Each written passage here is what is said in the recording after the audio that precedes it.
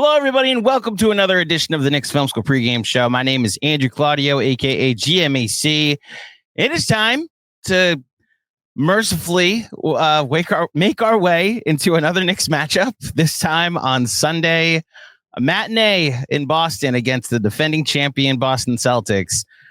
I'm feeling it too, Knicks fans. If you're still a little defeated, a little dejected after the performance the Knicks gave us on Friday night in Cleveland, I will say the Cavs deserve some credit for being awesome. It's a little discouraging how not even close to awesome the Knicks were on Friday night. And we'll see. Maybe they get Josh Hart back. He's been upgraded to questionable for this game. Maybe a better version of OG Anunoby. Both of these things would mean that Precious Achiuwa is not starting.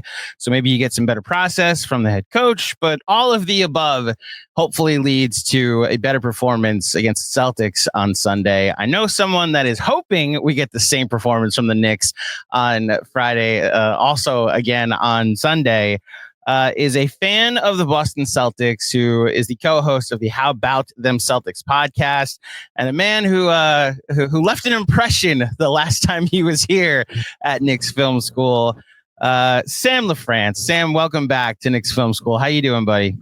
I'm doing great. This is always a fun time to come on and chat with you. That I appreciate. For those wondering, I look like I'm in a dungeon, as Andrew pointed out.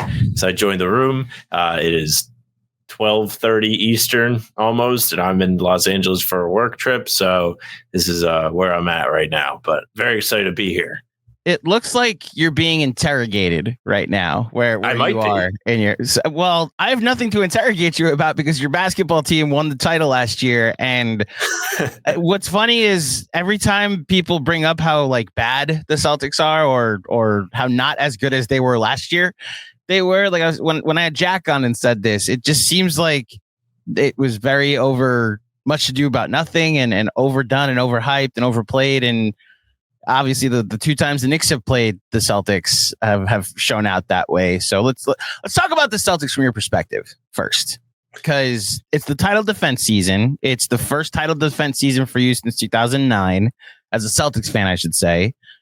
And how have you enjoyed it? How have you processed the rise of the Cavaliers, the Knicks making these trades, the Thunder being crowned the team to beat, even though they haven't made it to a conference finals with this core yet? How have you processed this title defense year for the Celtics? It is really weird being in this position because I want to say for like the first 3 months, I didn't really care. And they started losing a lot of games, and I started to get like mad again. I was like, man, like they actually have me out. Like I didn't not think that they could compete for a championship, but I was just like, these guys are like unserious. They're losing games in the dumbest possible ways. Like the worst one was they lost to Atlanta, and Drew Holiday like turned the ball over twice in the last like 40 seconds or something to let them come back. It was a crazy loss. And I was just like, man, like, I don't know if these guys are going to get their heads out of their ass soon enough or not. And then they were like, actually, we are. We're going to beat everybody by 1 billion points. We're going to win 8 out of 9 or whatever it's been now. I think Porzingis went on the podium after a game and said they have to earn with meat. And since then, they're 8-1. So that's something I'd watch out for if I was a Knicks fan. You don't know. I mean, Porzingis hasn't talked about meat, I don't think, as a member of the Knicks. They didn't do a lot of winning when he was on the team. So that's been the revelation, I think. But overall, it's been kind of like get me to the playoffs feels, I think, around here. I think a lot of the fan base feels the same way. So I'm just going to flatly ask this because the playoff run, we talked about this in Vegas, and I told Jack this, the episode that never made it to air, because it was a great episode. We just unfortunately, the audio quality wasn't good enough, but the fact that the Celtics went through the teams they went through last year, a Heat team without Jimmy Butler, a Cavs team that lost Mitchell 2 games in, a Pacers team that lost Hallie, and a 5 seed in the Mavericks, one could make the argument that they weren't sufficiently tested. Not taking away the banner, it's a well-earned banner, especially like you get the 1 seeds, you get those favorable matchups, right? So this season is almost like the FU season if you're a Celtics fan, of like, yes, we are like a team that deserves to be listed as one of the all-time greats, especially if we win it again. So do you feel any of that pressure as a fan that like to to justify and to legitimize what last season's excellence was, they almost have to win the title this season just to continue to emphasize how great this team is. So I just put that pressure on you. No, I think it's funny. Like the perspective is their title doesn't count unless they win another title. That's why I'm asking you. Like, is there any of that? People that feel that way, you know? Okay. Like I think that is a legitimate thing. I think there is pressure to win again this year, but it's for different reasons. Like just to like broadly look at it from an NBA perspective, like the Luka trade, right? Like you look at that and you're like, well, why did that happen? Because the CBA. Well, the Celtics are paying everybody all the money. So they can only do that for so long. The team's for sale. Who knows what's going to happen when the new ownership comes in? So you have to take advantage of like the roster you have, the chemistry you have while you have it. And that window may not be open past this season. Who knows what happens in the summer? I mean, we've speculated on like all kinds of stuff. Doesn't mean it's going to happen, but like Jack and I feel like there's a possibility that Drew Holiday is not a Celtic next year. There's no sourcing behind that or anything, but just looking at the money and where the value's at, it makes sense if they wanted to move off him to do it a year early rather than a year late. But there's definitely a pressure, but I haven't really thought about it from everybody was saying the title didn't count. It was just more of like, everybody was saying they weren't going to win the title beforehand. Like, and we had all felt that they should have won titles in years past. Like they really smoked so many chances to do it. It was like, if they don't do it last year, I don't know what to ever do with this team. But now they've done it. Feels like they should be able to repeat it. Like I legitimately don't, I hate to like spoil anything. Don't fear any teams in the East. Like the OKC is legit for sure. Like the game they played the Celtics this year, the Celtics played really well in that game. Then they just fell off the face of the earth in the second half. But OKC is for real. Like they have a really talented team, deep team. They play defense. So it would be an interesting series to say the least. To be clear, I'm not saying it wouldn't count. It's just to then further legitimize the greatness of what this Celtics team is. You win a couple of titles. Like you obviously know this as a Celtics fan, even though you're on the younger side. But that Pistons run in the 90 into 89 into 90. Like it gets talked about as one of the all-time great teams because of the multiple trips to the conference finals until they finally got past Bird, getting to the finals and losing to the Lakers in 7, and then winning back-to-back titles until like beating Michael Jordan twice until honestly they handed off the keys to Michael Jordan for the next decade. But that 2-year run gets talked about with the all-time greats. It gets mentioned as, you know, one of those runs and teams that we do documentaries about. If the Celtics win last year and then this year, say they either lose to the Cavs or get to the finals and lose to the Thunder, it's just another team that won once and then didn't repeat, which is the cycle that we're in with parity. And I worry about narratives. You know, this is what we try to figure out. Well, I mean, you know what I'm rooting for, but that's why I'm asking for whether or not you had that fear or not. So it's interesting that you say you don't fear anybody except potentially the Thunder. And I guess my question, I did tease this on the rundown, is the word beatable to the Celtics. I know from a Knicks perspective, it looks like anybody that is ahead of them in the standings, which is really just 3 teams at this point, is unbeatable. But from your perspective, what percentage of, and I'm going to make up a word here, unbeatableness are the Celtics? Like, is it really just one team? So they're like 95% unbeatable?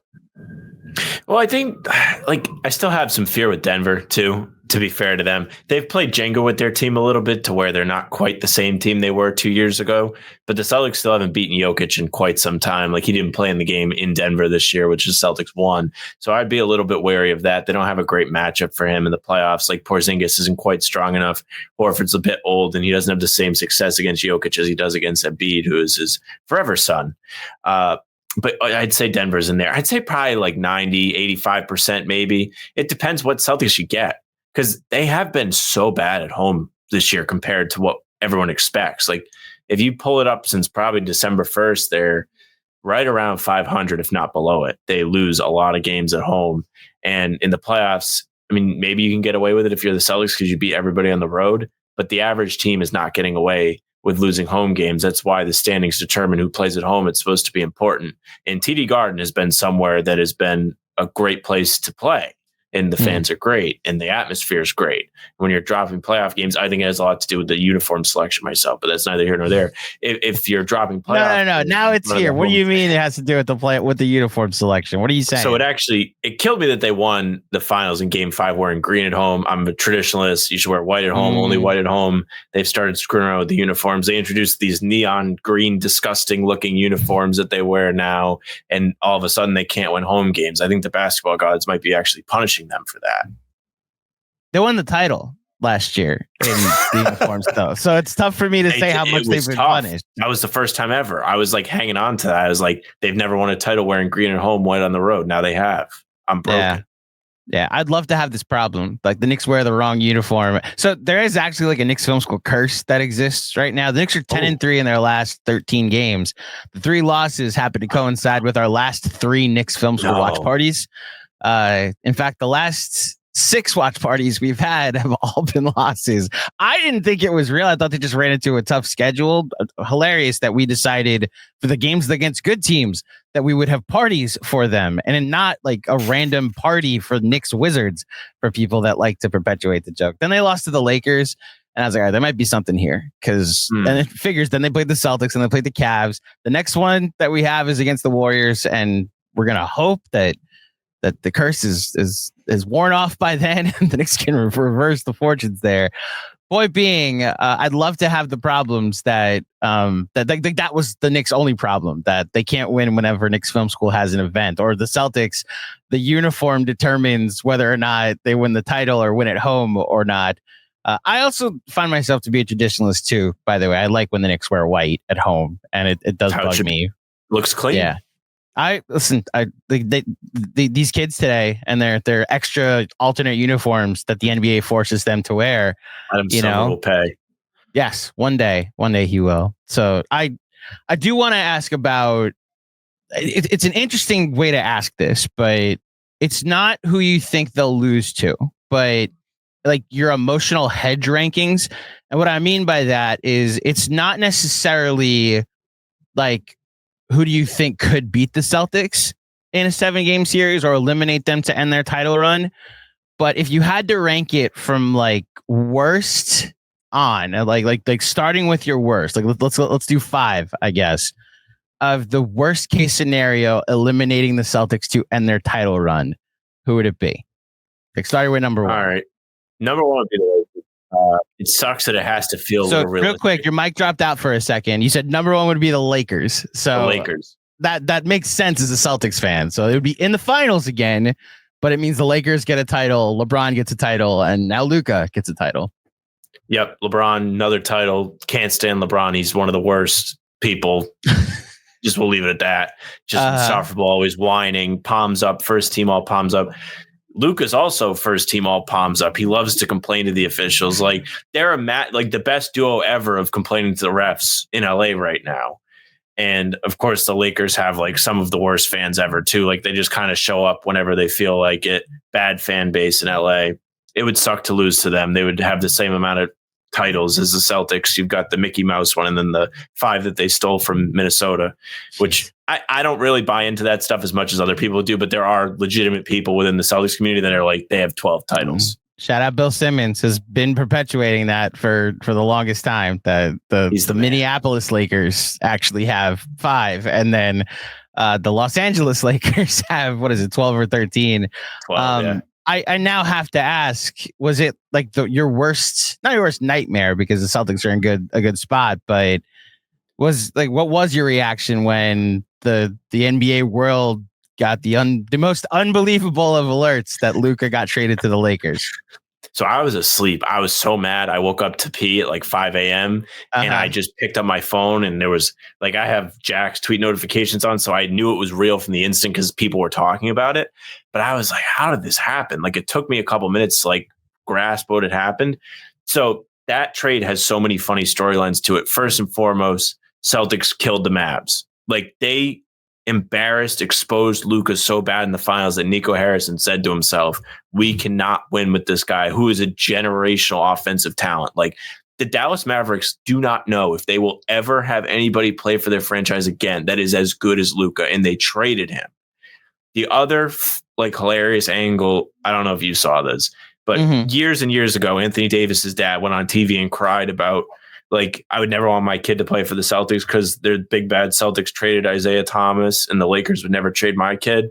Well, they traded him and they shipped him out when he was hurt. So that's pretty funny too. So it was like a whole lot of comeuppance. The Lakers continue their history of getting a free guy, just taking other teams' players and all that. I feel like the league had something to do with it, to be honest with you. But we don't have to dive deep into that conspiracy. Listen, I'm here for every conspiracy theory around the Luka trade because all of them are funny and some of them sound very true. The AD almost getting traded to the Celtics and then his dad speaking up. That was the Kyrie team, the last year of the Kyrie team. And that was supposed to be the last piece of the Ainge puzzle, right? That he'd gotten Gordon Hayward, he had gotten Kyrie, you had these young assets and Tatum and Brown, and he had Horford. And it was like, all right, now let's go all in on AD. And then this is our core forever. Right. And talk about sliding doors. Like, you don't do that. Kyrie leaves. You're able to still build a title contender. And lo and behold, Brad Stevens would prove to be not just a great coach, but a great GM as well. So, all right. So that's the Lakers are one. I should have predicted that'd be one. The worst way for the season to end is in the finals against the Lakers, which is an interesting perspective. So your number two would be who? It would be the Knicks. I would hate, I despise, you're like one of the only ones. Like, I don't despise. I'm honored. I despise the rest. Like, those of you in the comments are like, I hate this guy. I hope he never comes back. Like, all of you people would win one playoff game against the Celtics and you would have a championship parade. If you won the game 2 weeks ago when the Celtics took Grimace away from you and they lit Madison Square Garden on fire, you would have had snow angels out in the streets. What do you mean? Hold on. What do you mean took Grimace away from us? Well, now the Celtics own Grimace. They have Celtics Grimace now with the Grimace went to the Celtics. First of all, the Mets had Grimace is what happened. New York had adopted Grimace. Well, we got to be clear. No, New York didn't because the Yankees do not claim him. I'm a Mets fan. The Knicks fans had Grimace. Did they? No, Knicks fans did not claim Grimace. It was Grimace was a New York Mets thing. He threw out the. I was aware he was Mets. So he threw out the first pitch of a random game, and the Mets. It was just the weirdest thing. Like, why is Grimace throwing out the first pitch of a baseball game? The Mets then had the best record in baseball and went to the NLCS after that. Like, they were 2 wins away from the World Series after that pitch was thrown. So, like, you find weird things in baseball to attribute success to. Grimace was that.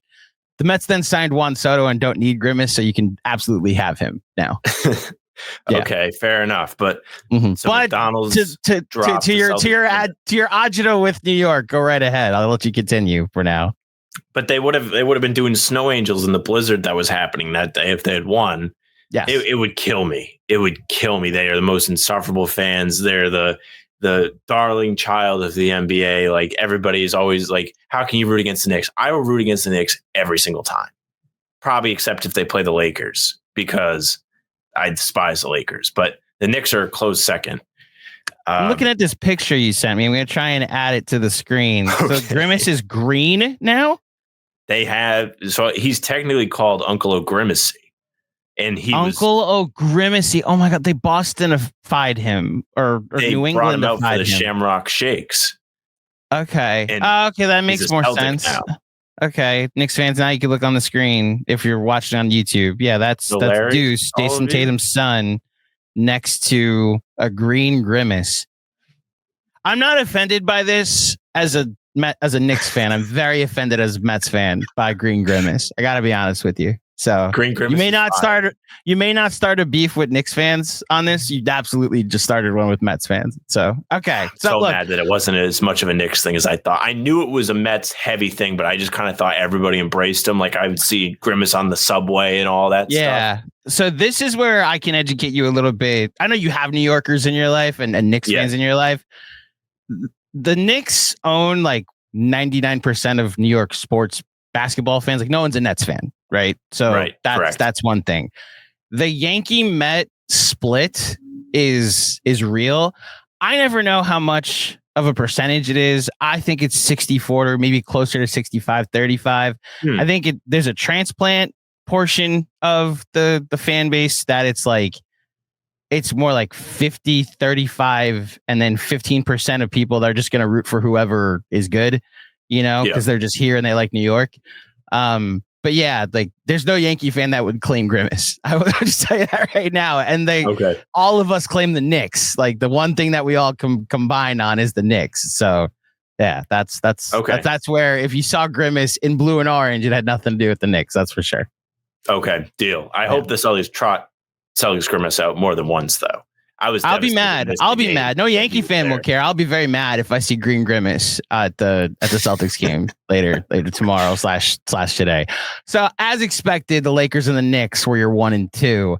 Now I'm curious where the worst possible way for the season to end for you. Let's go with number 3. I think this will never happen. Mm-hmm. It would be awful if Philly somehow beat the Celtics because they never do. You're so far past that now, I think. No, they got it. They're closer to the 1 seed. They're worse than the number 1. I mean, the Nets, rather. Yeah, literally lost to the Nets tonight. Yeah. Yes.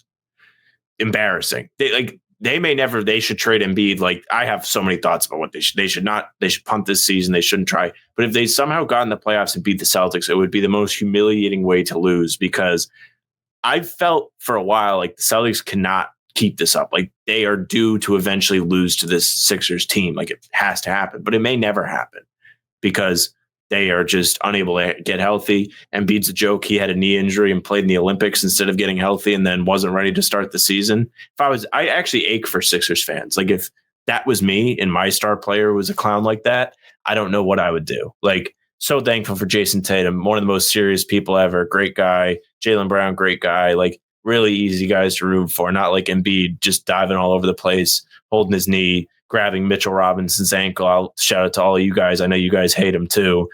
Man, losing to him would be humiliating. Yeah. And Nick Nurse sitting there with his mouth agape on the sidelines, complaining about whatever call he doesn't agree with. It would be awful. Maxey's real though. He's for real. I tell you, man, you're finding so much common ground with Knicks fans right now. This is exactly how Knicks fans feel about the Sixers right now. They're not afraid of the Sixers. I'll say that in the sense of if the Knicks were to be eliminated by the Sixers, I think it would be more surprising at this point because of how the Knicks overcame what that team was last year in the playoffs. But it was headed toward a hateful respect and fear for Embiid. Then game 3 happened and the guy should have been ejected, is still should be held accountable for why Mitchell Robinson's missed most of this year. The flopping, the complaining, the falling down. It's infuriating. You add in the Nick Nurse and the Kyle Lowry and the Kelly Oubre Lowry, I despise it all. Too. And then we all have a healthy fear and adoration for Tyrese Maxey as a result. So he's killed the Celtics. I think he killed the Knicks that playoff series. I think actually, I have a feeling that's where the list kind of ends. There's nobody emotionally that would bother you. If you lost to it would suck to lose to the Heat. Like the Heat are dead. Yes. Okay. So that's fair. I think if you lose to anybody in the first round, it's going to be humiliating at this point. If your title defense ends in the first round and it's the Pistons, it's going to be infuriating. Pistons are my team. I love the Pistons. Well, okay. So maybe for you, it's even less of an infuriating thing, but I think those 3, because of the agita that those fan bases have caused you. I mean, correct me if I'm wrong. It's not going to be that if the Cavs eliminate you or if, say it's the Nuggets or the Thunder in the finals. You still got back to the finals. You're losing to an all-time great player or an all-time great team in the finals. There's respect in that. And the Cavs have the best record in the NBA. So as much as it would suck to not get back to the finals, you respect that a team ascended in that ways. Am I hitting it? Am I nailing it there? I think there would be some respect for the Cavs. It would be wow, they just kind of caught lightning in a bottle and they ran with it. Because I feel like they're closer to the 2015 Hawks or 17 Celtics, where they're just this regular season squad, but the playoffs will come and they'll lose to talent. Just feels like it's going to be what it is. But you would have to respect it. I'm thinking of nightmare scenarios. It would suck to lose to the Mavs, who are not going to maybe not even make the playoffs. But if they made the finals and you lost to Kyrie, that would suck. I think it would suck. Miami's the only real other one I feel strongly about. I respect the Pacers a lot.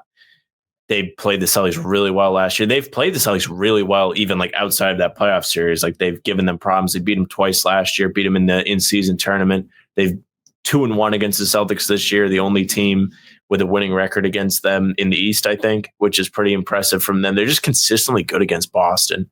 Losing Milwaukee would suck, I suppose, because there's somewhat of a like looming or lingering rivalry there from a few years back, but nothing quite like it was. Which is interesting because that's the only time they've played each other during this run, right? I guess they played a first round series too. So that was 2018. 18 they played in the first round, then they beat the Kyrie Celtics. Like that was Kyrie's final series he put on the team. And then they played them in 2022, and it was an excellent series. I think the Dame piece of this also adds to it because he was like, I don't want to play for the Celtics. And mind you, like no Celtics fan was like, I really want Dame. Like I was like, this is the dumbest trade ever. Who wants to trade for a small guard who's getting old and makes $1 billion? Like I would never want that. Good luck to the Bucks fans. They're crumbling. I feel bad for Doc. Oh, that's true. There's a Doc Rivers aspect of that too. And he's still your guy, right? Yeah. He was very nice to me. I met him in person. He showed me on a press conference, called me young man. Oh, well, then isn't that nice? Doc Rivers working the media, something he's never done. He's never done that. So look, you mentioned the Knicks, and in said pod that never aired over the summer, we did talk about it. It's actually worked out that we spent so much time talking about what the Knicks would do with their small ball lineup with DiVincenzo and Randall and, the Villanova quartet, the Voltron that they had created. And then 2 months later, they traded for Karl-Anthony Towns and created this team that look, they're on pace for like 55 wins, which would be their most since 1997. In my opinion, they're like very clearly the fourth or fifth best team in the NBA, which is usually looked at as a pretty successful season, that you're better than 25 other teams.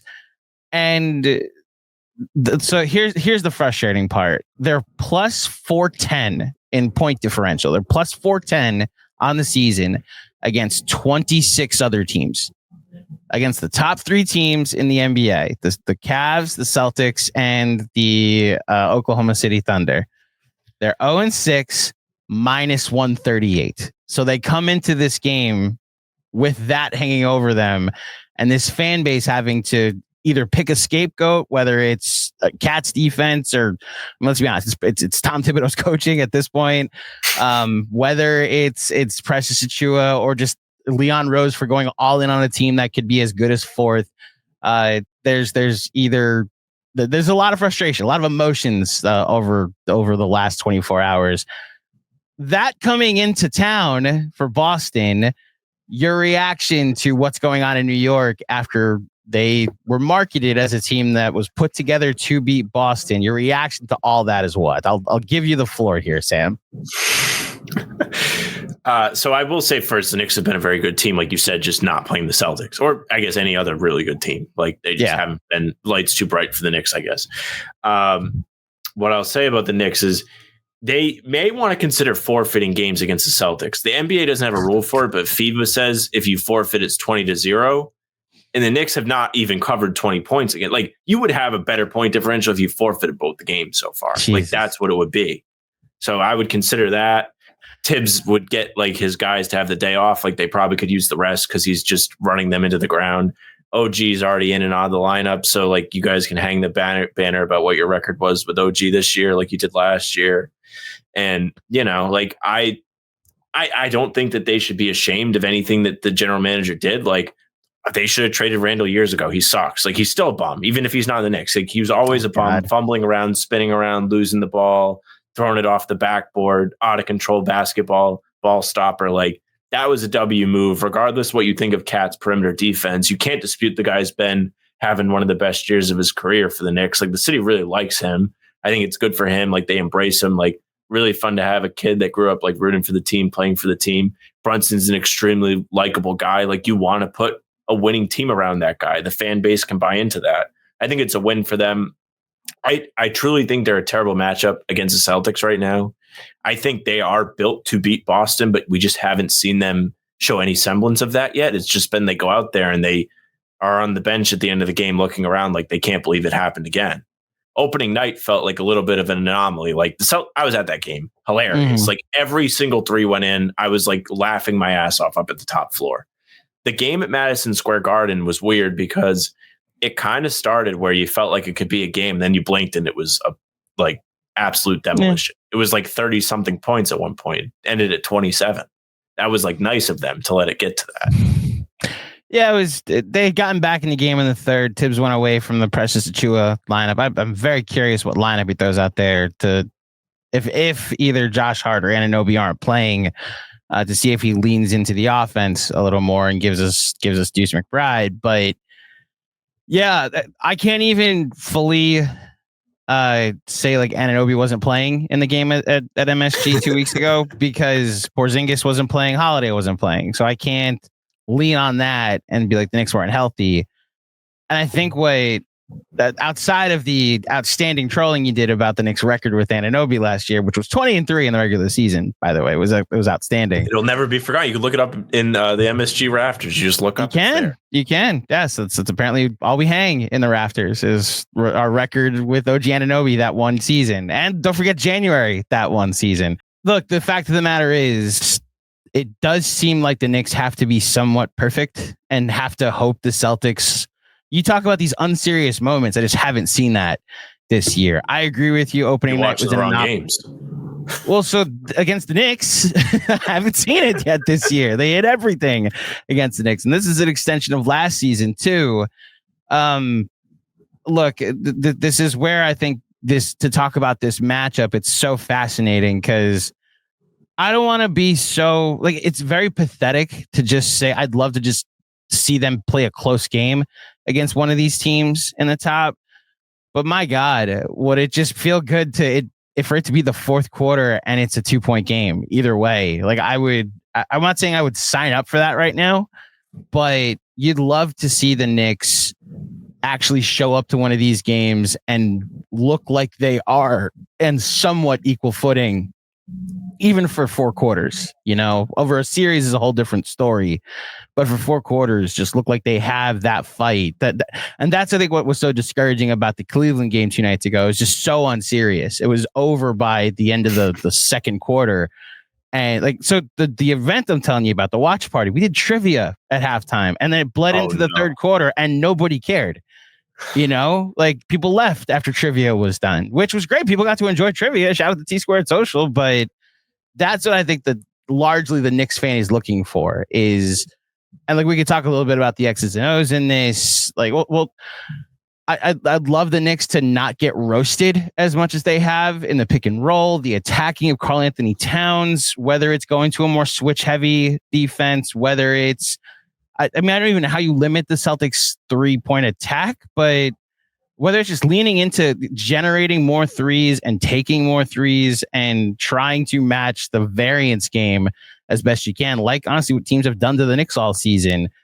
I'm at a loss for answers here if they get blown out again, if this isn't a game at halftime. So I don't even have a question. I'm very much venting at the moment, Sam, about what the state of the Knicks. I'll give you some like reinforcement. Like, please to do. Be honest please with do. you, I would not be shocked if tomorrow is a game that the Celtics lose. Like I said it earlier, because of the matinee effect, or I personally love a matinee. I don't know if the team does, but I think they just have been so inconsistent at home. I really cannot have a feel on whether or not they're going to show up. Like I felt more confident about the game couple weeks ago in New York than I would about this one because they've just been so locked in every time they go on the road. I think the environment kind of wakes them up from whatever slumber they may be in at home. I do think there's a layer to this where it doesn't really matter what the environment is. They know who they're playing against. It's a team that was pit as the team that's going to stop them, and they might take that a little personal. They might play with a chip on the shoulder. Not really the kind of chip you have on your shoulder against the Sacramento Kings as you piss away a easy win in the fourth quarter and get lit up by DeMar DeRozan. But, the Knicks are in town. You might actually play for real. So maybe they come out and they play well again. But I feel like the home effect just has been so, like, I don't know what to expect of them. I'd feel okay about that. I think everyone's healthy for Boston. They all played in the game in Philly the other day. So I think Holiday's going to be back again. I don't think he's going to be out. Neemias Queta was the only guy I remember on the injury report today. So there's that. With the Knicks, what's funny about that is they have these incredible defensive wings that were brought in specifically to defend these two guys, Tatum and Brown.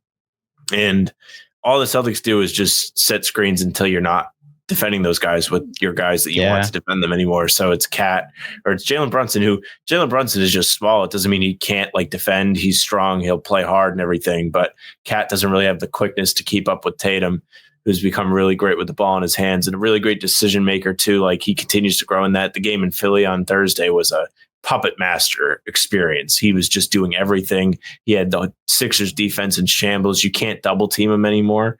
He's so good at reading what to do out of that. The teams are just essentially giving up free baskets by doing it. It's excellent to watch.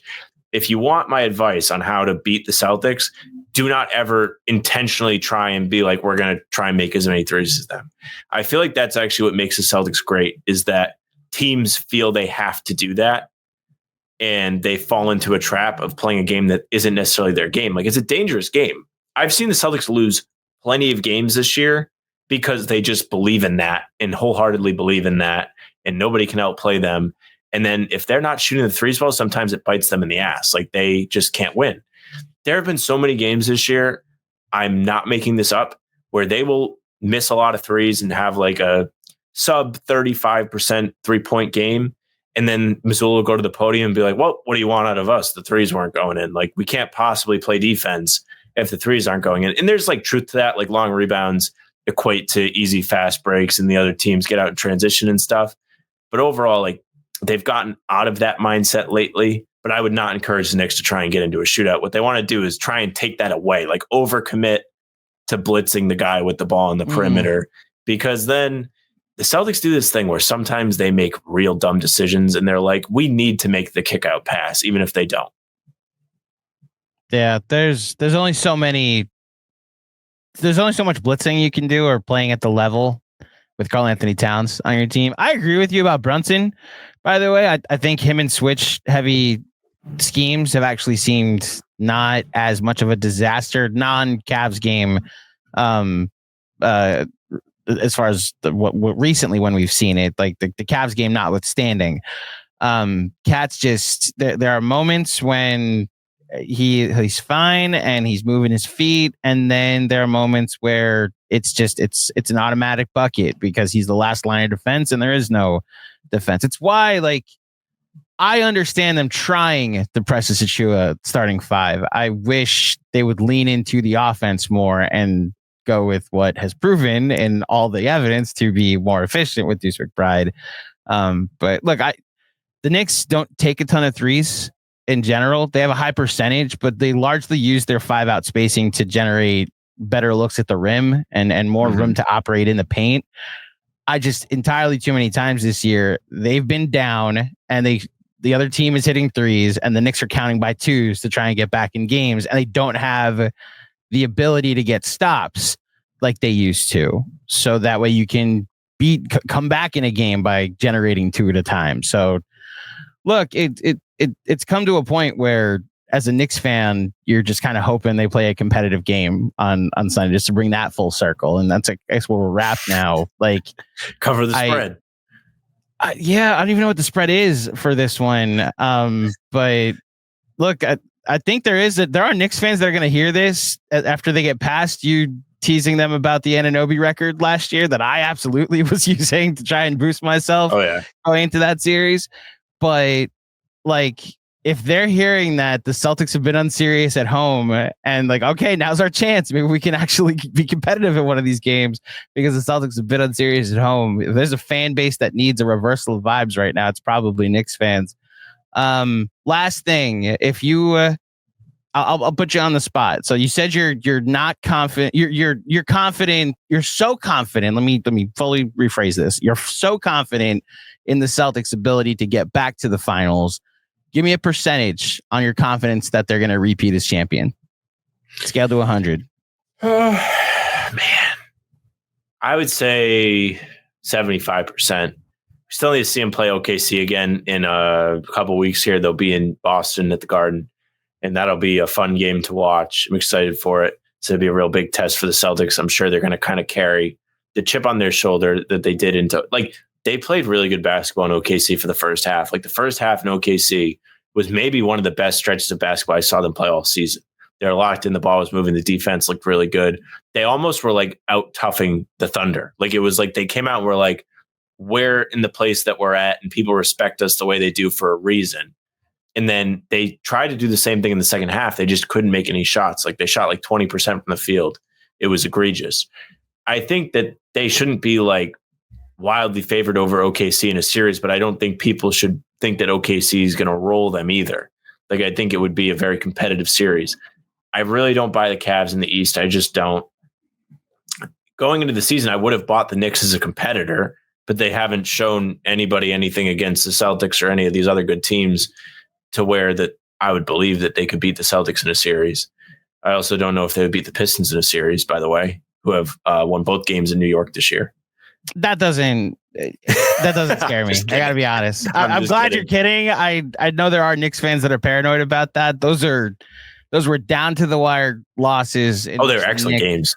Yeah, they were good games. Those teams are those are puppies. Like I say that because the Knicks Muse guy trolled me because I was trolling around at the beginning of the season when the Celtics played the Pistons the third game and it was actually competitive. I was like, Pistons might be better than the Knicks. Watch out, because steamrolling on opening night, and like they killed the Pistons like 2 weeks later or something. It went by like 30 the next first time they played the Pistons. Yeah.